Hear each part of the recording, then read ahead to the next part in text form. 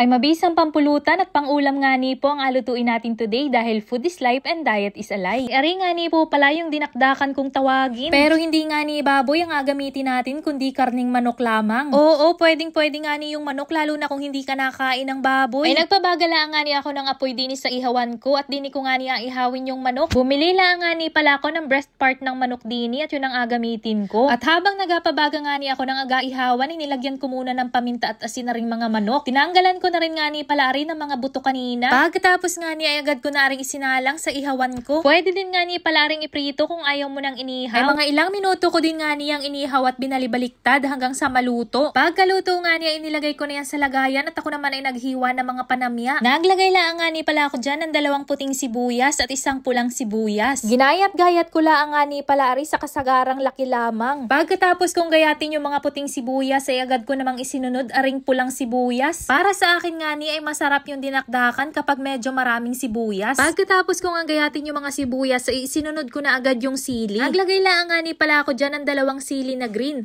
at 1 sili na pula. Ari nga ni pala yung timpla na mayroong sipa. Kaya naman kung mahilig ka sa maanghang ay naku ay pwede ari sa iyo. At kung ayaw mo naman nga ni ng masyadong maanghang ay bawasan mo na lang yung sili at sibuyas. Sinunod ko na rin nga ni palang ginayat yung mga karne dyan sa kasagarang laki lamang. Tapos inilagay ko lang sa isang lagayan. Pagkatapos nga niya isinunod ko namang gawin yung sauce na rin. Naglagay lang nga ni pala ako dyan ng mayonnaise.